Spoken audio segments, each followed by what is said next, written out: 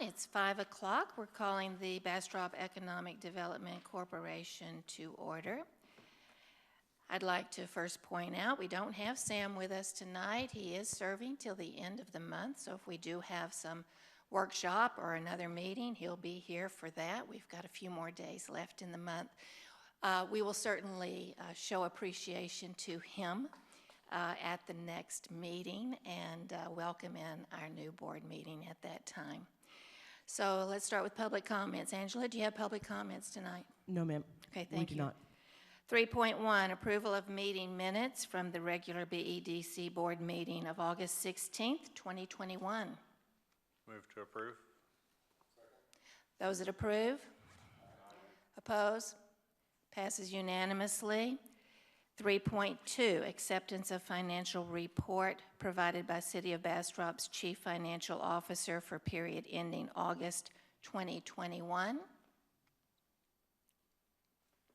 Sam typically chimes in here, but we have a chimeless Sam tonight. And Madam Chair, I'd like to chime in that I don't care who takes credit for it, but I am very pleased with the steady increase that we're seeing on our sales tax. It's good for the whole community, and I'm thankful for it. And I try to give Angela credit because she sends out the report. Yes, it is very impressive. So we're just real fortunate there. Thanks, Angela. Good job. Do I have a motion? Move to approve. Second? I'll second it. All those approve? Aye. Oppose? Passes unanimously. Let's go to 3.4, discussion and possible action regarding renewal of an administrative and shared services agreement by and between the City of Bastrop and the BEDC.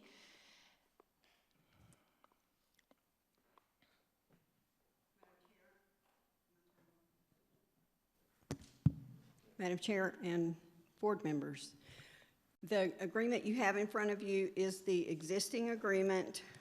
Staff did follow through. There are no changes from what the current agreement is, and the amount to be paid to the city is the same at $18,000 for the year. Okay, this is the very much standard Yes. agreement that we sign every other year. The amount is the same for those financial services. Any discussion? Do we have a motion? Second? Second. Thank you. All those approve? Opposed? And it passes unanimously. 3.5, discussion and possible action regarding the Main Street agreement by and between the City of Bastrop and BEDC. Do you want to take that, or you want me to take that? We can share it, or you can take it. Why don't you jump off, and then I'll add if I need to. Okay. I met 3 times, once August 13th with City Manager Paul Hoffman and Rebecca Gleason to discuss the agreement and to discuss terms of the agreement. We did not come to an agreement there, or did not finalize the negotiations, I will say. And then September 9th, I met with the city manager again to discuss the agreement and terms of the agreement. And we have a bit of a different view on how specific the agreement should be. So then during the joint meeting on September 10th, the mayor was present, city attorney, city manager, myself, the board chair, Catherine Nash, and Charlie Zeck, our attorney, and part of the discussion did include this, and we still did not reach, and actually didn't, I don't think we're striving to reach the terms of it, of the agreement at that point, but we did discuss it, and Chair Nash said that she would work on this, and the agreement you have in front of you is what we've worked on to bring to you tonight. And there are, I did cite the statute under which an agreement is required anytime public funds are contracted for services.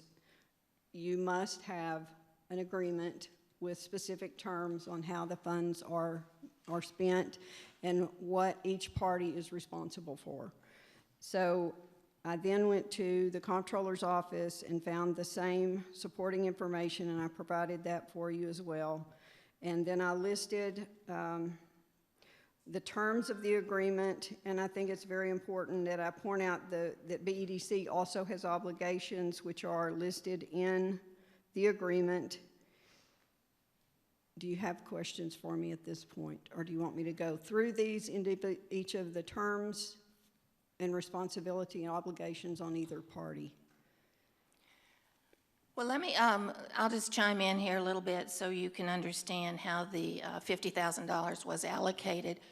So $50,000 is what we have done in years past, and they've been divided into the different buckets of which coincide with the economic development strategies and goals.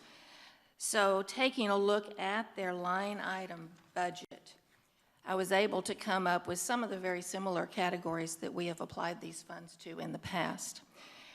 Taking the full Main Street budget and finding that percentage of each one of those three buckets that I identified, I then applied that percentage to the $50,000. So that's how we got the final column where it says the BEDC funds.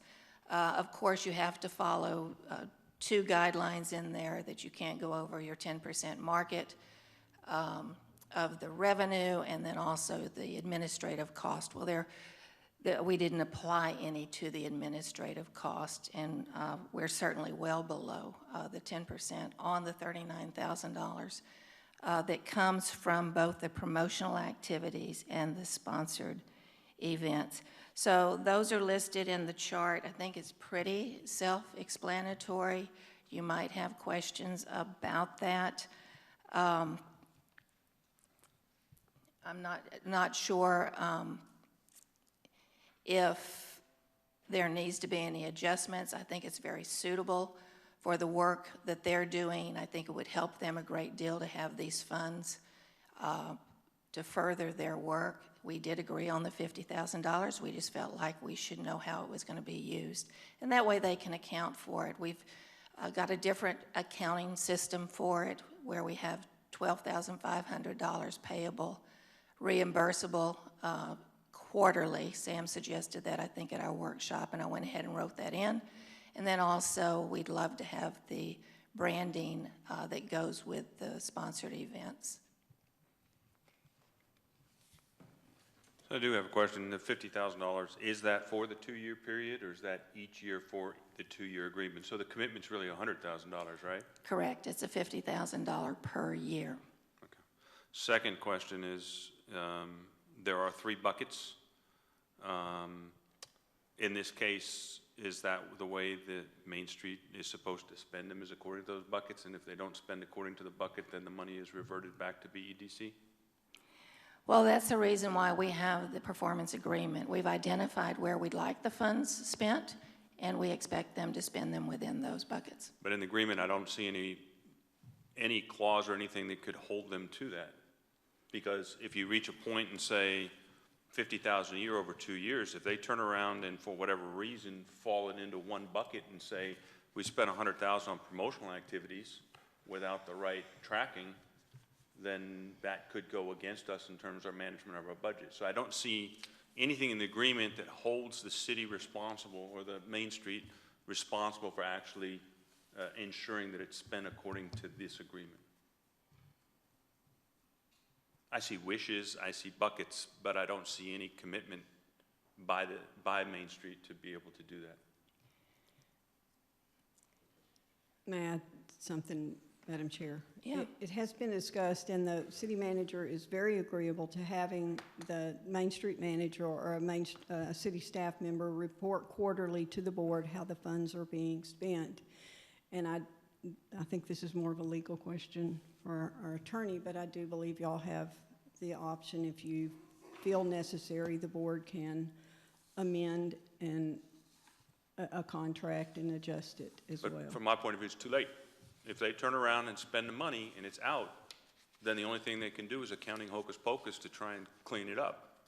And in this case, the way I look at it is, that there needs to, if it's an agreement and a commitment, that it needs to be clarified that you spend the money according to these, and if you don't spend in that bucket, the money is either reverted back to the BEDC, or some clause or something to address the situation in which the Main Street is spending the money differently than the three buckets that are there. And from my preference, it's the money is reverted back to BEDC, and that in that accounting that is provided quarterly, we're able to see where things are. If they deviate from that and they say, could we spend another 5,000 from category of sponsored events to promotional activities for X reason, then I think we could approve that. But I don't want it to be an after the fact, cleanup of the books because something was not done correctly. Understand. Mm-hmm. I just didn't see anything in there. Yeah, I'm just thinking through the reimbursement process, which is at the $12,500. If they don't, if they exceed that amount within any amount, they can roll it over to the next. But there is no identification other than their quarterly report that comes back to us. We would know that on a quarterly basis, but what you're looking for is a clause in the performance agreement that holds them to that. Well, to the 12,500 quarterly is one part. The other part is the three categories. So I'm not too concerned about them spending or not spending the 12,500. There is a limit. They're not going to get over 50,000. Correct. Without us knowing in one part. But if they turn around and blow the money on a promotional activity and then they don't have spending in the others, there's no clause in here in terms of recapturing that, and then we would be on the line for $50,000 a year, of which could be blowing our spending of 10%, because 10% of our money is based on all of BEDC, not just their portion of the Main Street. And so they could actually cripple efforts we would have because it would deviate that spending. Our 50,000 annually, what percentage of their total budget is that? Any idea? Small part, large part? 50, 60, 70, 80, 85? No. In those three categories? Yeah, it's about 85,000 in the three categories. It's over 200,000. It's about 25%. About 350. Well, they would almost certainly spend those amounts on those things, I would assume. Right. They just seem to have had an issue with, well, we've never done that before. Right, but if they turn around and blew the 50,000 on promotional activities without accounting for it correctly, well, yeah, we would see it in the monthly report or quarterly report, but then it's too late and it's a cleanup activity. But that control for the BEDC is 10% of our tax revenue as BEDC spent towards promotional. What is the BDC budget that you're allowed to spend on the 10%? What would it be this fiscal year? $400,000. We have a generous amount to spend for marketing.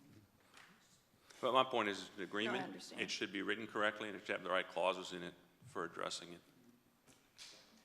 I have a question also. Does this current agreement follow the outline that we used on the last agreement with Main Street? Is it the same, basically just a plug and play, a copy and paste type agreement that we did last time? It is very similar. It's very close. Okay.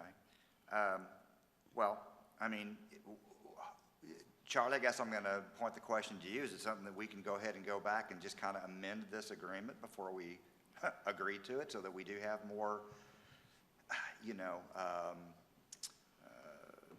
items in here that are more agreeable to what Bill is bringing up? No, that's, Well, Charlie, I mean, what are your thoughts on the consequences for? My preference for the BDC lawyer is to always have as much detail in our agreements as we can so we can drive our public health. Okay, well, why don't we just do a cleanup and then bring it back around? And vote on it next time when it's been taken into account what you're looking for, Bill? Yeah. Is that okay with the rest of you? Okay. All right. Sounds good.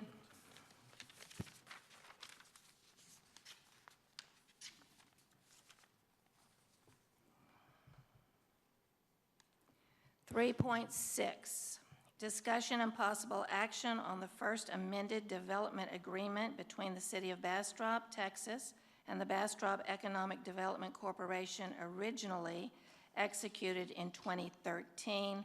Presentation will be made by City Manager Paul Hoffman and Assistant City Manager Trey Jobe. So we'll just let them come on up and do this. I provided this amendment in the packet.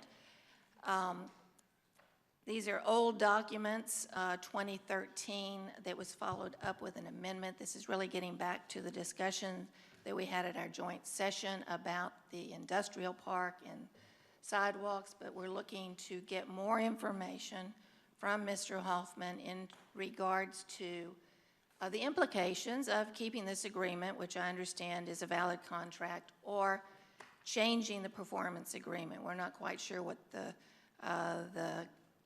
implications are both ways. Okay. All right.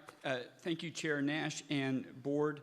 I'll do a quick introduction here, but then Assistant City Manager Jobe will go through more detail in the further development needs of the industrial park in accordance with that 2013 agreement.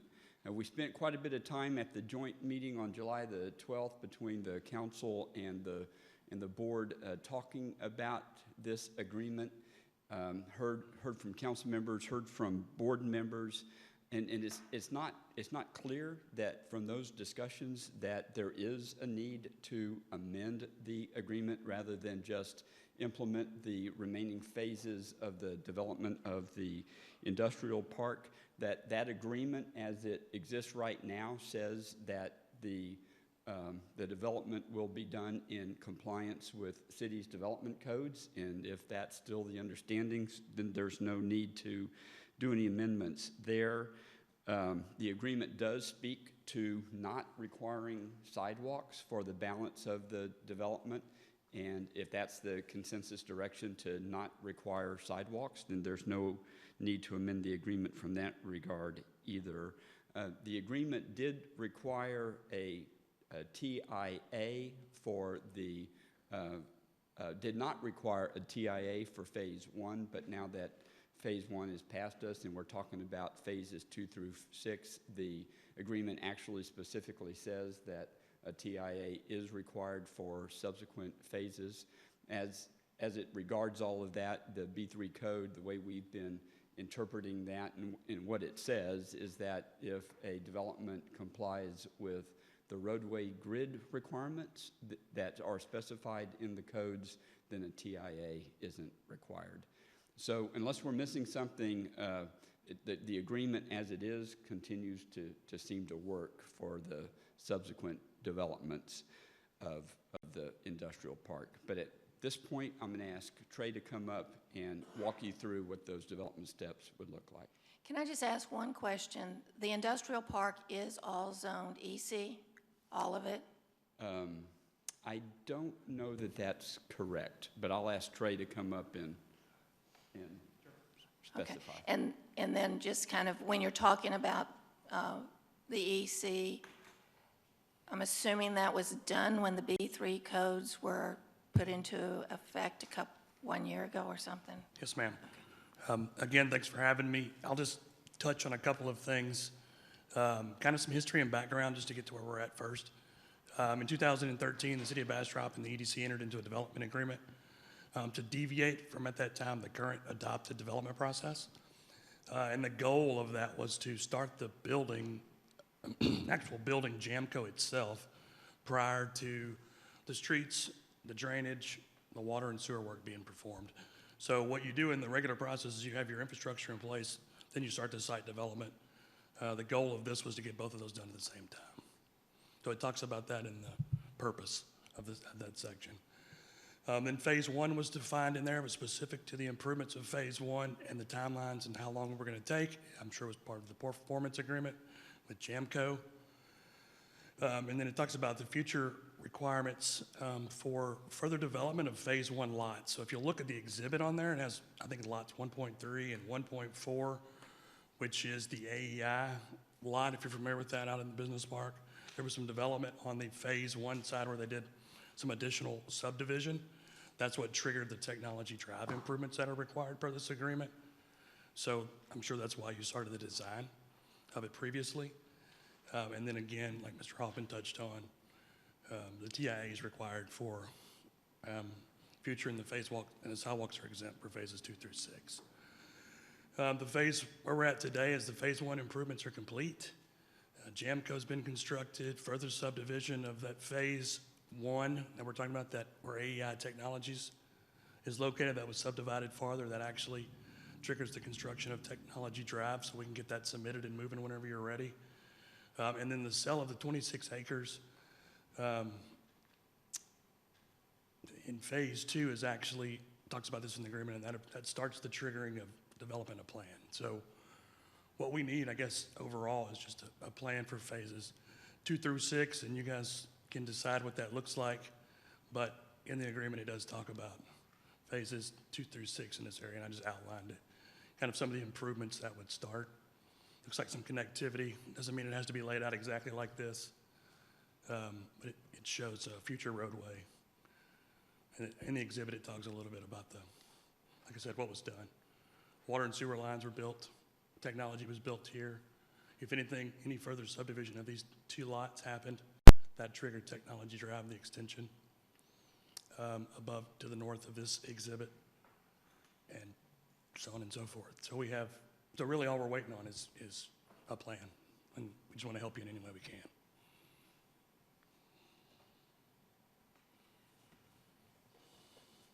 So the implications of keeping it or not keeping it, I'm sure you've got a list of both that kind of walk Sure. us through. Well, Unless there's a question here. let me back up. So the next steps. So so regardless, if we do not keep this development agreement, there's still going to have to be some type of development of the park overall. What we have here in that 26 acres, which I've cut out where the subdivision based off one of our meetings, where the next steps would go. So you would either, the bottom line is phases 2 through 6. There's some kind of design has to happen in order to continue to move forward. Regardless. If you want to deviate from the subdivision process, again, that's something that we can work on. But yeah, the bottom line is we need plans for 2 through 6. So it is not zoned?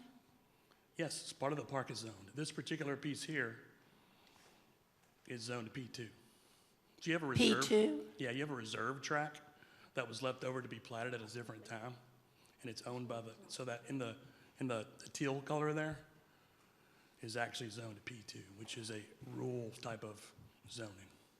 And why would that have been done? But that's not part of the 26 acres that we sold? It is part of the 26 acres. Yes, you are selling 26 acres to Moco. So back when you did the zoning, you planned to have a rural section of the industrial park, so you zoned part of it. It was zoned, it was currently to match what was existing. So it was currently zoned a rural or a nature type before. This was a reserve track that was divided from the park itself. It's toad habitat. So Correct. they The zoning did not zoned it change. as reserve, and reserve transitioned to P2. But a lot of things in town didn't just automatically move over. Everything Two. did like-for-like zoning unless the property owner came and said a reason they didn't want like-for-like zoning. We had to do like-for-like zoning across the entire city. So at that time, the BDC should have come to you during the zoning process and said, we think this needs to continue to be an EC like the rest of it? It wouldn't have been a continued to be because it wasn't EC. Correct. I know, but you said they weren't, they transferred over to identical unless the owners came forward and, because I know we did that on Main Street.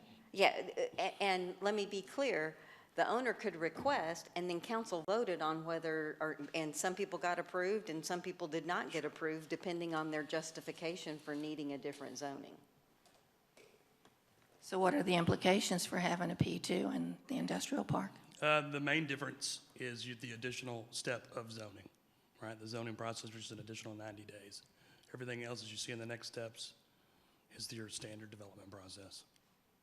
Mr. Job, isn't the majority of the 90 days because when you're rezoning, you have to post, and there are statutes that require you to post, and hold public hearings so people have an opportunity to comment. Yes, ma'am, that takes up the first 60 days.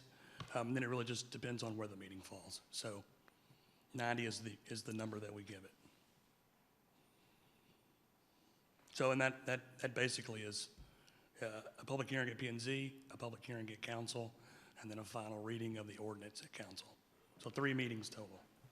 Another question, if we did want to rezone that, we can either choose to rezone property by property or do the whole thing at once? In terms of reclassifying the whole region, if we have a full development plan, or you end up rezoning piece by piece? You absolutely could. So, But, Mr. Job, the majority of the industrial park is zoned EC. correct. That's right. So what, in the process, when I have zoning listed here, and that's because this 68-acre tract or this 78-acre tract is zoned to P2. The majority of the rest of the park is EC. So I would suggest that you do some type of zoning concept scheme, which is essentially zoning the remainder reserve tract to EC, right? But you're going to have to do some type of neighborhood regulating plan for the entire thing to show your street network, where your water lines are going to go, sewer lines, the drainage, all of that good stuff. Right, so it's the plan through 2 through 6, and the zoning doesn't have to be done at that time, but if you're doing it all together, it just makes more sense. But you could absolutely do a neighborhood regulating plan instead. Can you show me on the map where, that's the addendum to the contract, where the 26 acres is? Addendum to the The development previous, agreement? yeah, the previous map that was up there. Oh, about where it's at? Yeah, Yeah. I get confused. It's when I'm actually trying in to- this little corner right in here. So it's kind of a triangle, and I'm just giving you Sure. this is actually not the whole thing, but that's where it sits. In Okay, that so- phase 2. So I suppose this is causing a problem with our current project, that we have 2 different zones in a piece of land that we thought was EC. So we've had 2 meetings with staff, EDC staff. It's my understanding, after speaking to Gene, that was relayed to the folks that are purchasing the lot. We have another meeting with them on the 30th of this month, the folks that are purchasing it. So as far as I know, there's no problems yet.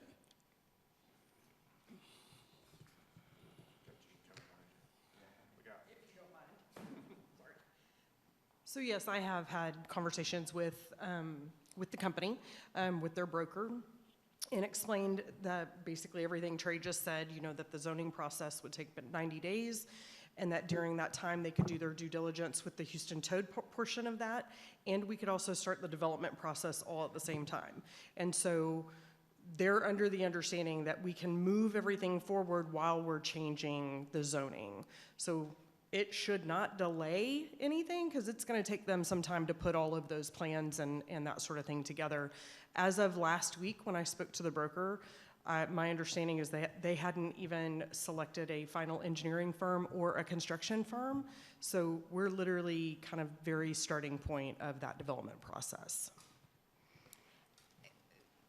I just want to clarify that it was always known that it was toad habitat. Yes, that has definitely always been known. And as far as it being reserved, that was always on the plat and Yes. always known as well. That is correct.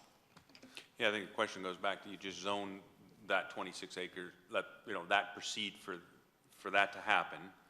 But then it comes back to address the overall process. Are we ready? Do we prepare the zoning, the rezoning for the rest of the industrial park? Not Or sure do we we- do it one by one? Not sure we need to if it's all EC and we're using it as an industrial park.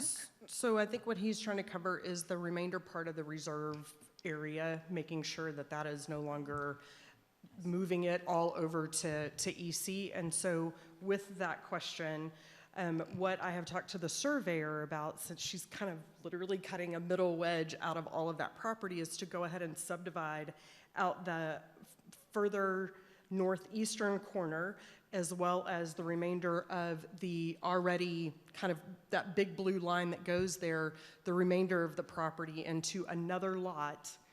That way we've got very solid boundaries. We can go ahead and hopefully submit all of that all at one time get it all switched over to EC with a preliminary master plan that we all agree upon, which we actually have a couple of versions that other directors have already done. So, you know, if we all agree that that might work, then we may be able to cut that process down, but we are also in discussions with another land planner to help us identify best ways to maybe move some drainage, as well as maybe moving the roadway and making it a little more tight so we can have some larger lots at the base of the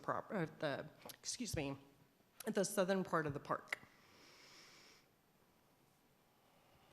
Yeah, that's what I wanted to ask Trey is, okay, if we come up with a my hesitation with coming up with a, master plan with streets and all that stuff is, okay, what if we get one company that wants to come in and take the whole rest of it, and at that point, we wouldn't need streets or anything, we would just need to get them a driveway or whatever, and so I'd hate to build a bunch of streets and then eliminate us from consideration for a bigger project. So let me see if this helps. What you see outlined in the blue there is a reserved tract. So when this was originally platted, you reserved this 78-acre portion and a 98-acre portion to the southern side of the park to be platted at a later date, all right? In order to do that, you have to replat as part of the development process. In order to replat, you have to go through the development process first, which is the subdivision, right? And that's what the development agreement allowed you to skip in 2013. What it talks about now is that we're selling and moving into phase 2, is now you have to develop a plan for the remainder of the park. Phases 2 through 6. Or sell the tract as an entire piece. You could do that to someone. And then they could come in and do the same thing.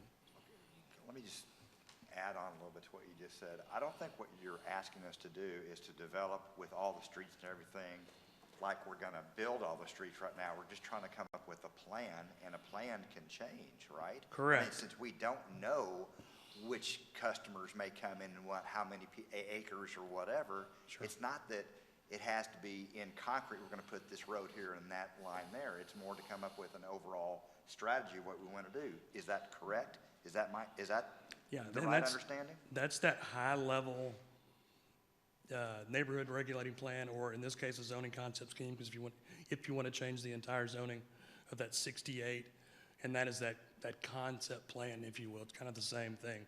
And then as you get into more detail, you do a preliminary plat.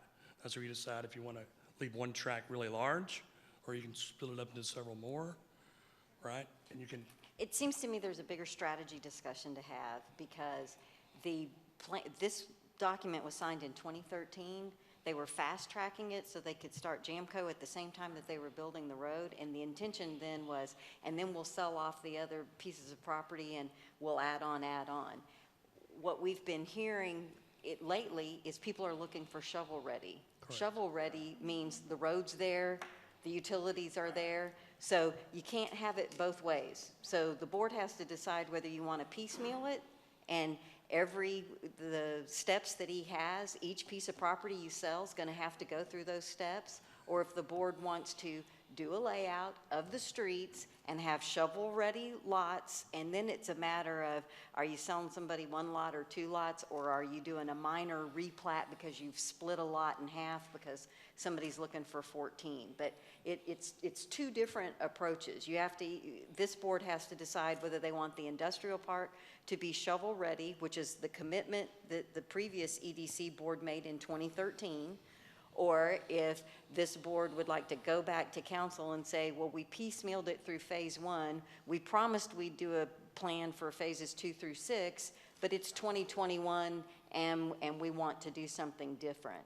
But those two approaches still have to go through the city process. So it's, so it's hard to say to the city, which way do you want us to go? Well, it's your property. Oh, which way do you want it to go? I'm not asking, what I'm just trying to figure out, how do we minimize the effort on the city side and on our side to make it the most flexible most shovel-ready? Yeah, how do we make it the most Sure. marketable piece of property that we can And I make think it? that's deciding on some minimal infrastructure and then big lots. That's kind of what that looks like.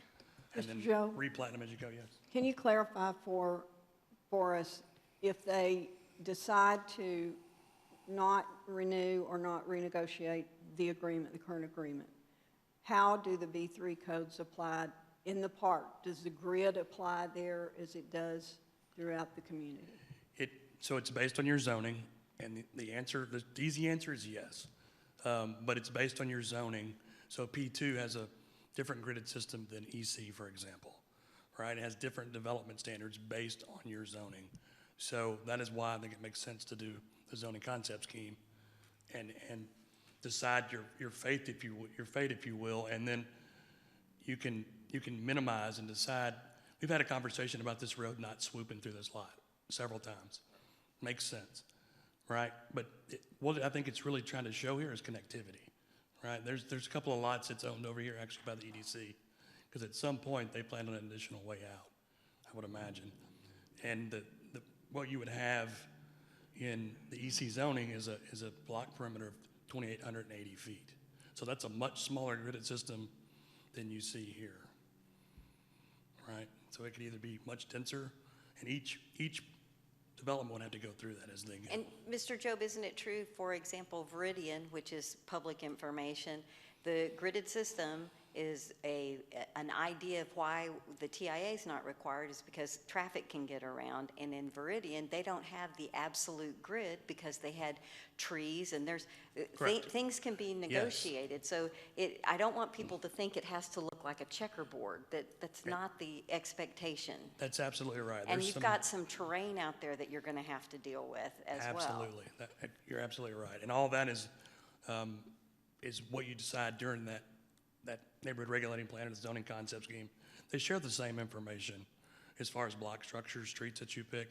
The only difference is you're saying, hey, I want to zone this different than what it currently is.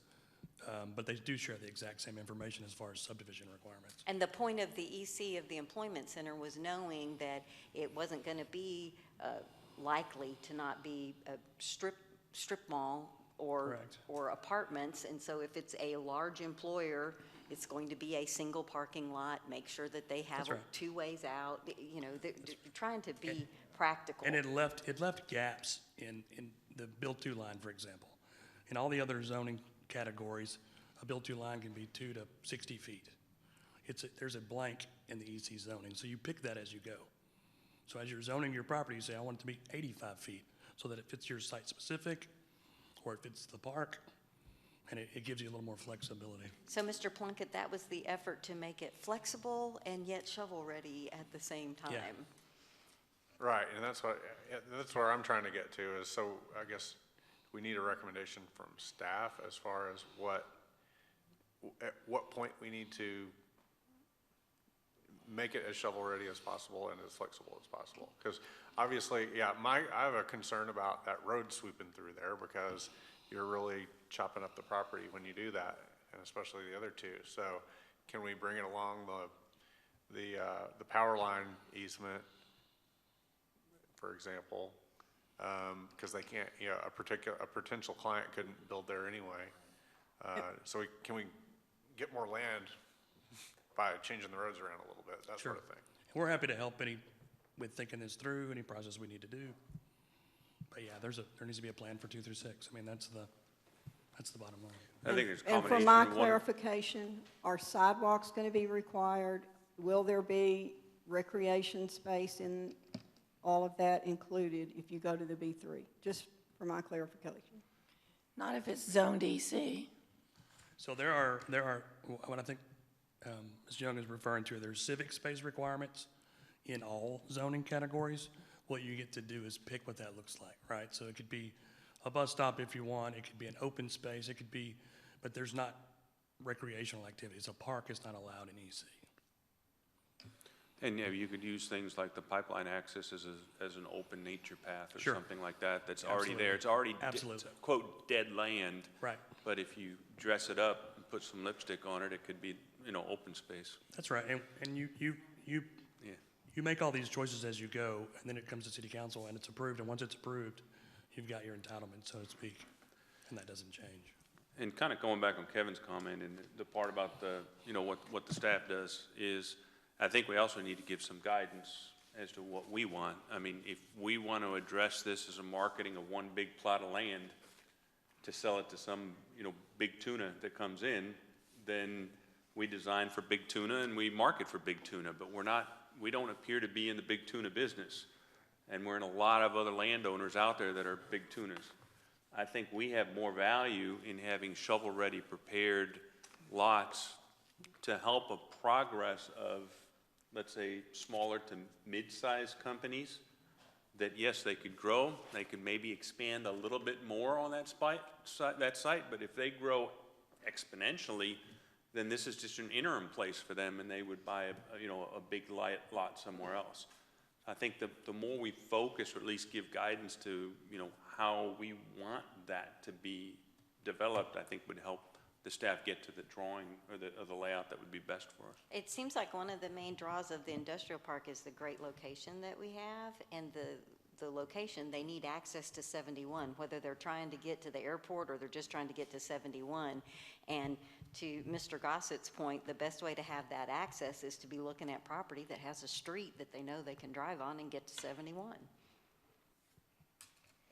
So we've, Angela and I have been digging through lots of dusty plans and information and that sort of thing. So I think we have kind of a good starting point, as well as some updated information that we would be happy to share with you guys and kind of put some ideas out there to give you some different concepts and thought processes from previous boards and directors, as well as some kind of guidance from where we have seen and heard the interest being today. So maybe we can take kind of a concept of a meshed approach to it if that's what's better, or just address everything that you guys may view from a today's perspective. So, Madam Chair, maybe it's something that this board would want to workshop after staff had an opportunity to work up a couple of options. Just a suggestion. Well, my question was, how soon can you do that? Not tomorrow, but pretty quickly. I think we've got everything actually pulled out and kind of collected together already. I would like to try to somehow or another digitize some of that so we can look at it, on the screen and share it with the public as, however you guys want to do that. But just make sure we've got kind of digital copies of everything. Some of it's a little old, so. But A week, 2 weeks before the next meeting, after the next meeting? What's? I'm sorry? If we can, let's move it along. You guys want to shoot for next week? Because I don't want to overdo it. Can you do it within the next 2 weeks?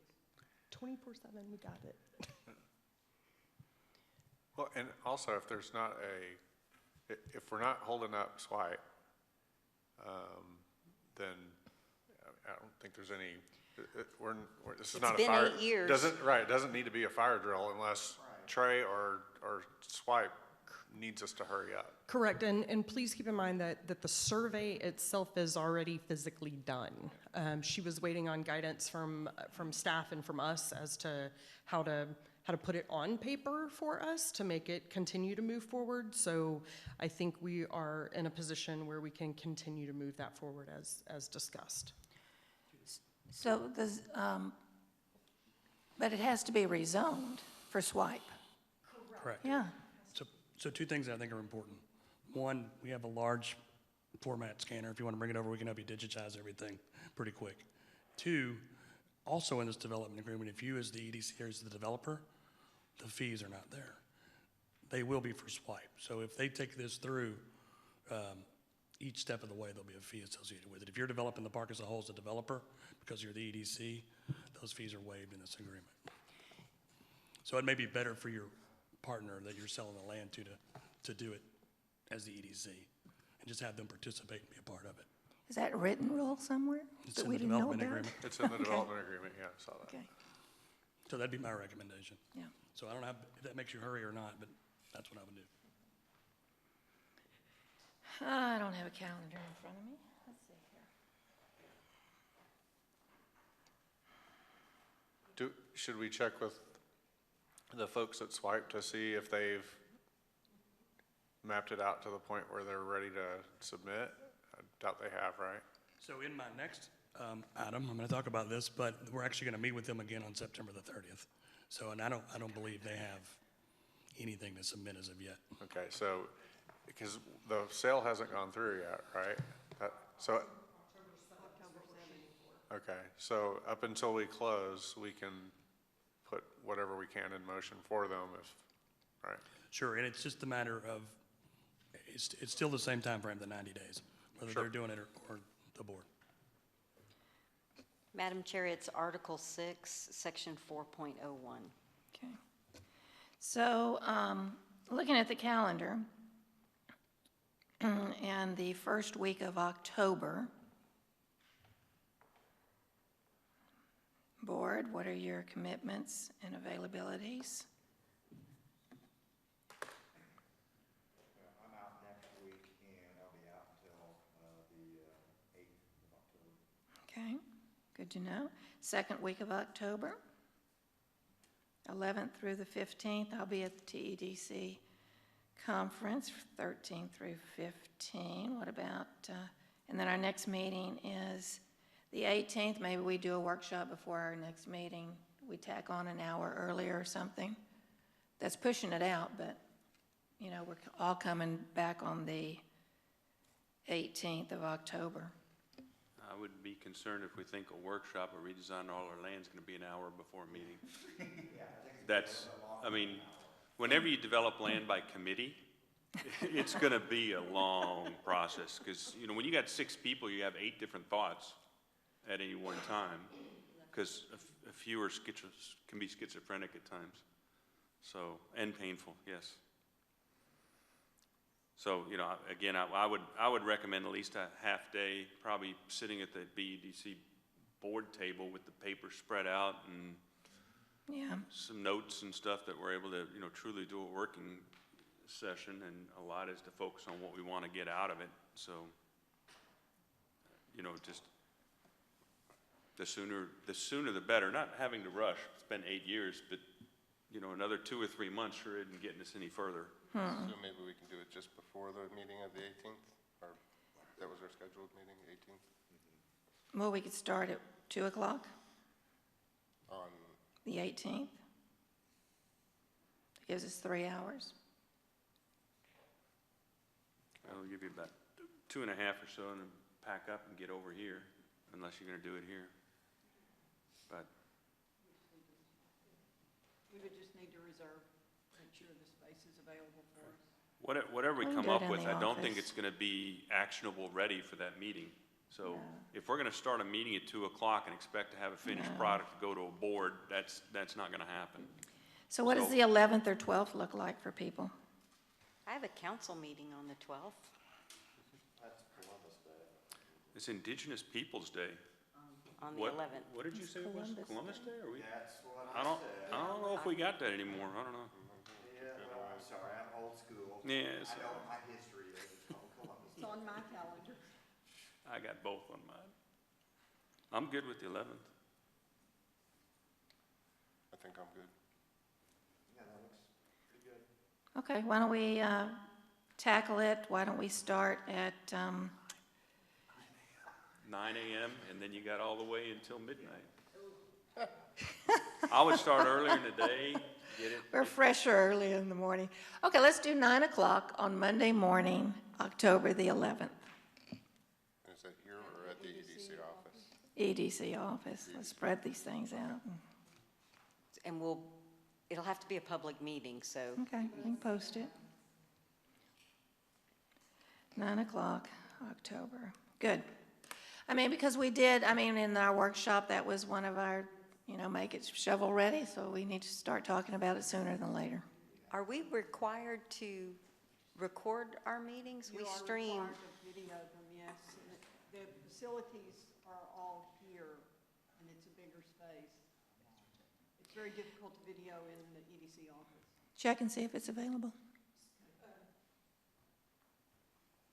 Trey just said that they have a staff meeting that morning at 9 o'clock, but he would be happy to move everybody to another location. Okay. All right, we'll meet here.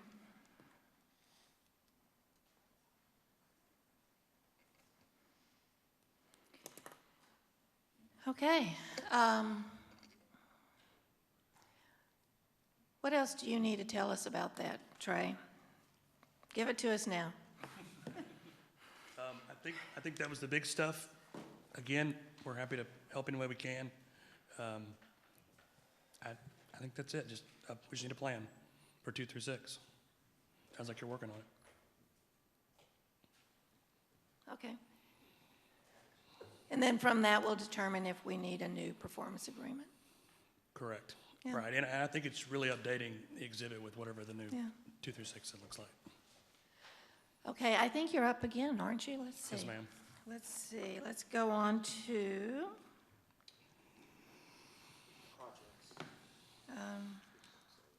Is it 3.7?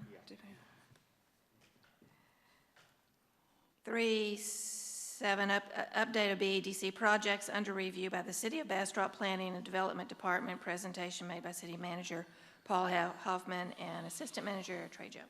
So I think I'm going to take this one all alone, but just a quick update on the River Loop.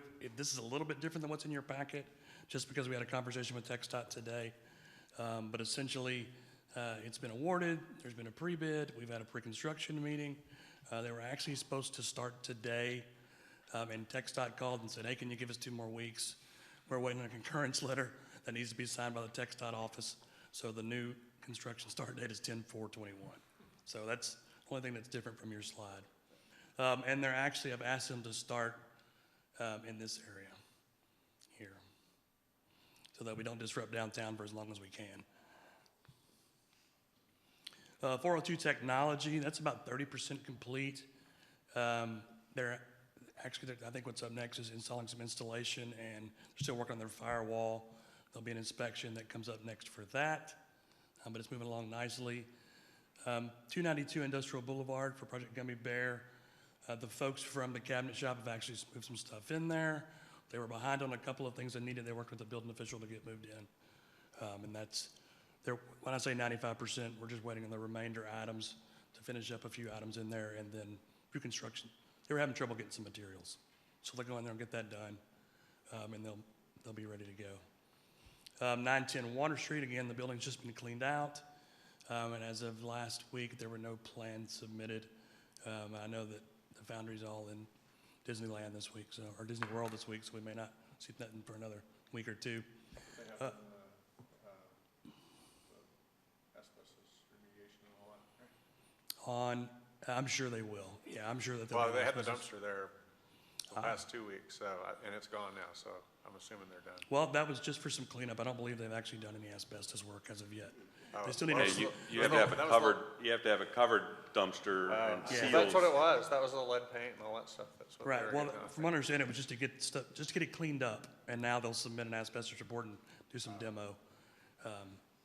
Generally, that's what the state requires. And if anyone's helping them advise them, when they do the asbestos test and they find it, I don't know if they've tested yet.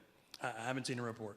When they test it and they find it, they stop testing the rest of the samples and just say you have asbestos. Right, And so when you find a result that says it's on that wall, it's not necessarily only that wall, it could be on multiple walls. So they should force testing and complete the sample testing on all you're samples. familiar with that. because Very of the tear down familiar of with Ramos. that. That's right. Con dolor Right about that. aprendemos, with pain we learn. Actually, had the state stop by on that job. Yep. And then 406 South Jackson Street, we held a pre-application meeting with the applicant, and they also said something about being in town this next week and us doing a site visit with them.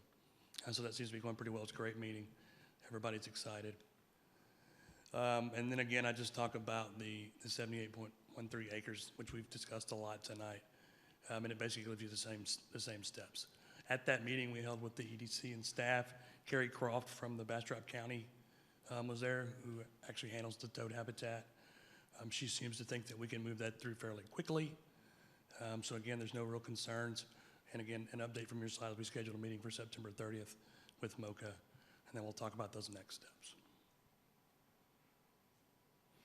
That's it. Mr. Job, and Madam Chair, maybe it might be helpful for our workshop is based on that most eastern location of the toad habitat in the industrial park, it would be nice to know if the city is looking for 2 connection points, 1 connection point, which street makes sense to connect to, because that needs to be a part of the discussion. And it would be helpful if we knew, like, we shouldn't workshop for 2 if the city's expectation is 3. Those parameters for the connectivity of outside the park to the rest of the property, I think would be helpful to the workshop. Okay. Yeah, it would help to know where we're headed. Yeah. Staff, do you have anything to add to his, since you're also working on some of these same things? Okay, good enough. Thank you, Mr. Job. Anybody else have questions? All right, great. 3.8, receive updates from BDC staff, including Capital Area Economic Development, District Committee meeting, Business and Industrial Park replatting meetings with City Planning Department, planning meeting for the October Joint City Council BDC Board meeting, biweekly meetings with the city, continued participation in Bastrop Development Review, committee meetings, IEDC, International Economic Development Council, Economic Development Credit Analysis Course, RSET, Association of Rural Communities in Texas, Annual Conference, Joint City Council, BEDC Board Meeting, and Best Breakfast hosted by BEDC.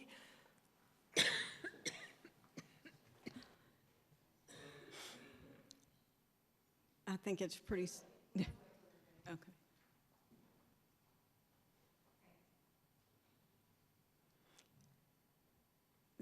The things you just read are largely things that we've either attended, participated in, or staff did.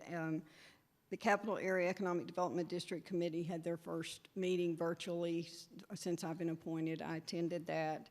The business industrial replatting meetings with the city planning, there were 2 of those. Mr. Job discussed those a little bit. We talked about the MOCA project and clarification on zoning. And then we continue, Gene and I do, to participate in the biweekly meetings with both city manager and assistant city manager, working towards alignment and better communication between staff and the city. And I continue to attend the Development Review Committee meetings. I do think it's best probably that we participate in those meetings when it pertains to EDC projects. I really see no reason for the EDC to be participating because we really have no voice in that process. We have some input when it comes to EDC projects, but once it gets to the city, our projects do, we really have no voice in how that process goes. So I think we should continue participating with the EDC projects. On the IDC International Economic Development Council, Angela attended virtually their Economic Development Credit Analysis course as a refresher, and I think that took up 3 days of her time last week, as well as continuing on with her regular duties. Upcoming events, the ARCIT, which is the Association of Rural Communities in Texas annual conference, is next week. The mayor and the board chair and myself will attend as well. And that is in Lakeway. We did, I know I sent out an email to you asking about dates for a joint city council and EDC meeting in October. We have decided to postpone that. The city will come back to us at a later date with another time and date, and so you'll hear from me at that time. And then EDC is the host this coming Friday, the 24th, at 921 Main for the BEST, B-E-S-T, breakfast, and the Art Institute will give us an update on where they are and what's happening in their building. So if you can be there, please do. Breakfast will be served. And again, it's at 8 a.m. at 921 Main. I hope to see all your smiling faces. Thank you very much. I'm sorry? This Friday, the 24th. I'm sorry? At 921 Main Art Institute, yes.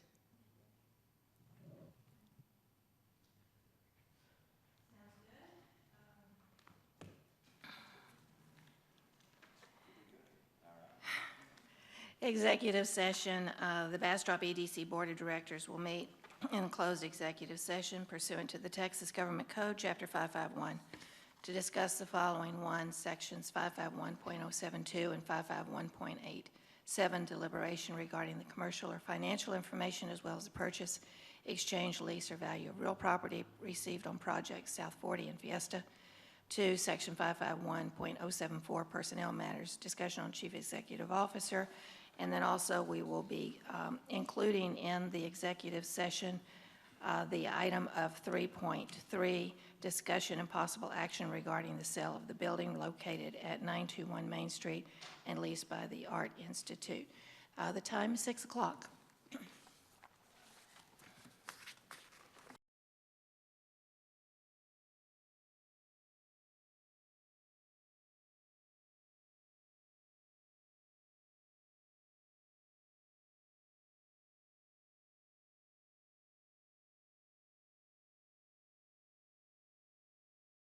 Okay, the time is 6:39. We're reconvening into session, and we'll be going directly to, if I could find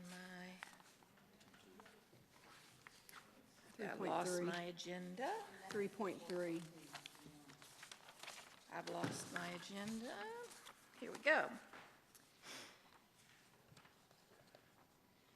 Regarding 3.3, discussion and possible action regarding the sale of the building located at 921 Main Street and leased by the Art Institute. Turn it over to you. Okay. There are 3 processes, I believe, for you to consider: an auction, what is listing with a real estate agent, just commercial listing, or a closed bid process, which is more of a call for offers. And I would be happy to give you more detail on that if you have questions, or if you have some idea of where you're leaning. Why don't I give you more? I mean, because I've provided information before on how the auction works. That has not changed. Right, so we're looking at 5% commission for, Commercial real estate An auction. and for the bid process is 5% commission plus oh, for both, okay. approximately 1% on closing title fees will costs stay and the same. title, yeah. Okay. But you would still have the 1% on a real estate agreement as well. Yes, yes. So, yeah. And It's if the you- same, the commissions are the same in percentages for the bid process or for commercial listing. And if you did the auction, then you would still have 1% closing costs for title fees and escrow, Yes, and the fee for the auction was, they are not charging us. My initial discussions with the initial auctioneer who is selling to another company was that they would cover those costs and that it would be 5% commission, I believe. So no upfront, I'm sorry? no upfront cost or marketing costs. I thought I remembered something No, about that. there would be no marketing costs. The gentleman that I spoke with the second time around put those costs in, but I went back and said, wait a minute, you originally, the discussion did not include those, and so, but I do believe it was 7%, because 5% goes to the auctioneer and then for the real estate. okay. So, but the other part about an auction is those fees are paid by the buyer or the seller. When you go through an auction, normally the auctioneer's fees are applied to the buyer's. The buyer pays the auctioneer fee. In this case, we would pay that. I asked specifically, what will the EDC owe you as the auctioneer, and it was 5%. And they're not charging the buyer anything more. If they do, it will be separate and apart from what we do.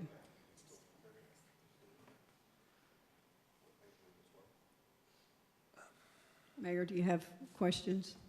Yeah, I think the point is to understand the total charges, because the only reason I bring this up is recently we were in an auction situation, Correct. and it was actually a organization, a fundraising for a 501c3.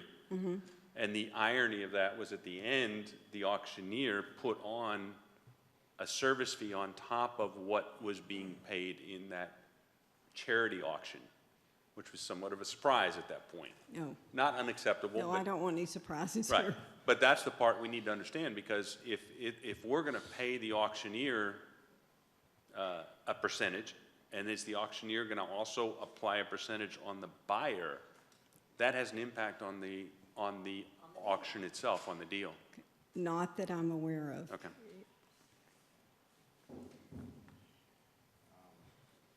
Yeah, because the buyer's going to be smart enough to know how to add that to their calculus as to whatever they're willing to pay. Or has to be very clear that says there is no additional fees and the BEDC is paying all auctioneers' fees, which is a selling point in the marketing of it, so that when they know that they're bidding, if it is an auction, that they are bidding at the price they're gonna pay. You would That hate is- to have another surprise for another 1 or 2% pop on them. My understanding is we pay those fees, that there's nothing mentioned about other fees. And that would be key in any marketing that is done in a auction situation. Okay. And any fees apply if your reserve is not met? No, sir. Once the reserve is met, you are obligated to sell. And once the reserve is met, the reserve is made known. Mr. Haldana, was that your question, or was the question, what if the bids come in and the reserve's not met? The auctioneer gets that's what- paid $0.00? Correct. If there is no sale, there is no percentage. Okay. I think that's what you were That was asking. Right, I understood that.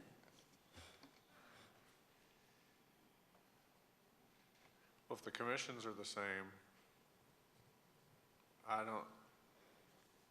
it seems to me like the auction is the way to go, right?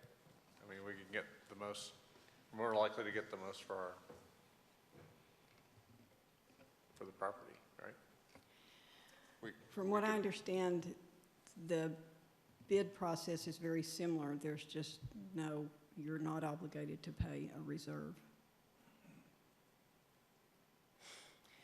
How long would they need to properly market it and, lead time? For the auction, the time frame is 90 days from the time the auction agreement is signed until closing. Okay. And on the bid process, I believe it takes longer because they put together, the closed bids, they will put together some marketing materials. They will also host tours through the property. Sorry, go ahead. And then they will allow for bids to come in, and they allow for those bids to go up. There's communication back and forth. You have the opportunity to raise your bid. But that takes longer. And was that the same firm as doing the auction? No. That's a different firm? This is a real estate investment company that could either do the bid process or commercial listing. Same company. Oh, okay, so it was And then The there's a closed different closed auction. bid process. or commercial. Not bid, but closed bid process. But not auction. We've got auction, which is bidding. We got closed bid process and a standard Right, real estate and listing. The closed bid is more of a call for offer. It is not what. Right. It's not where the bids all come in at one day, at one time, and they're opened at the same time. They open those bids as they come in, and then there's dialogue and conversation back and forth. We are not involved at all. The EDC staff would not be involved with any of the processes other than providing information to them before whatever you decide begins. But on a closed bid, it's a set time, so I mean, they're not going back and forth forever. It's a set No, you set have a amount. set They open time them up on and the on a agreement that certain. you sign with them. You will have Yeah. an amount of time. And for the closed bid process, there is a minimum. Well, there is, what you have agreed upon. There's a reserve. There's a reserve minimum at that. It- So You're if- just saying if- the reserve is, the protection is there for closed Right. bids or the auction either way. Correct. But in the closed bid process, if the minimum is not met, are there fees paid to the company that is doing the closed bid process? I don't believe so, no. I believe there has to be a sale. I will confirm that, but I don't Okay. believe so. I think we're at the point that we don't know. I mean, these comments about knowing whether there is no, if the minimum is not met for the closed bid process, is there fees? Yes or no? If we don't know that, and we don't know the residual fees if the sale doesn't go through, and we also need to confirm whether the auction has no additional fees on the buyer, then from my point of view, I'm not ready to be able to make a decision without those two key pieces of information. Because it's all based on the economic sale of that property.